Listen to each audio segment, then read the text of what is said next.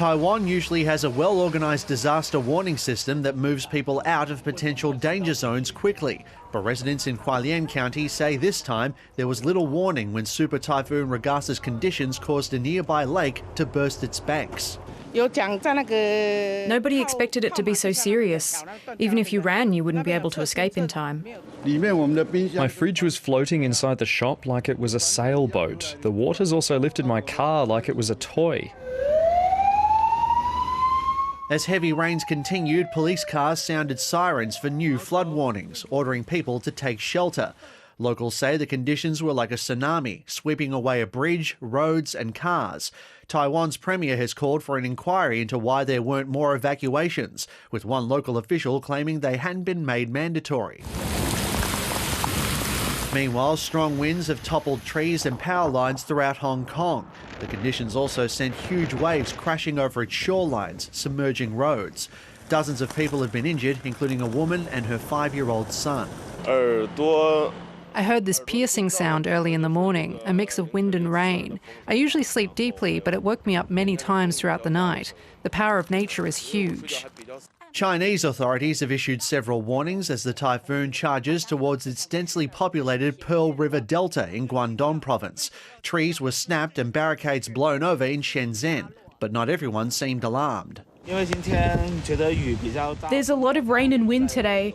We live on an upper floor and saw there wasn't too much danger, so I brought the kids out to experience this big rain and wind. For others, it may prove a little too close for comfort once it crosses the coast. Manny Tsigas, ABC News. Professor Johnny Chan is a science consultant at the Asia Pacific Typhoon Collaborative Research Centre and joins us now from Hong Kong. Now, Professor, bring us up to date on where the typhoon is at right now. It's made landfall in southern China. Yeah, it has made landfall a couple of hours ago near the city of Yangjiang, which is about a few hundred kilometers west of Hong Kong. And describe for us what weather it brought with it. What's it like on the ground right now in some of the most affected areas?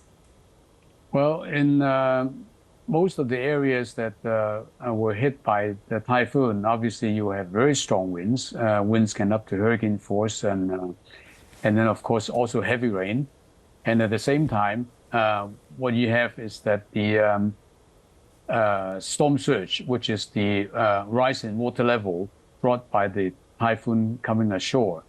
In fact, this morning when the typhoon was closest to Hong Kong and Macau, the water level was really high because that was at the time of the high tide. So you have the high tide together with the water level being pushed by the typhoon that actually made the water level to be about 3 to 4 meters above the normal height. Are the effects of Super Typhoon Ragasa expected to linger for some time?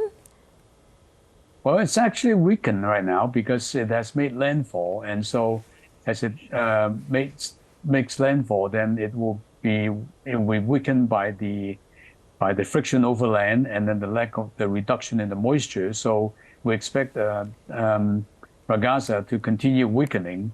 But at the same time, you need to remember that the typhoon itself is not only for the winds, but also for the heavy rain. So there will be a lot of heavy rain associated with Ragasa as well. And tell us, how does this typhoon compare with previous recent ones that have hit the area? Well, the two really severe ones that hit the area, one was actually the Typhoon Mangkhut in 2018, and people and the Hong Kong government was referring to this storm all the time in warning people to get prepared. And the other one that was even more severe is Typhoon Ragasa that actually hit Hainan Island in 2014, and that was actually the most intense typhoon in recent history, hitting southern China. Well, for this typhoon, Hong Kong issued a maximum level storm warning. How rare was this, and are buildings there made to withstand such extreme weather? Yes.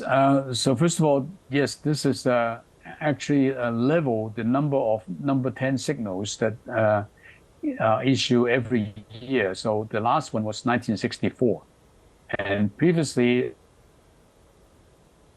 none This actually leveled the record. And then in terms of the buildings, Hong Kong has a very strong building code. So every building that was built has to conform to certain wind speeds, which actually is used meaning that they can actually withstand mostly signal 10 wind speeds. And just finally, Professor, what links can be drawn between climate change and the frequency of weather events such as this super typhoon in the region?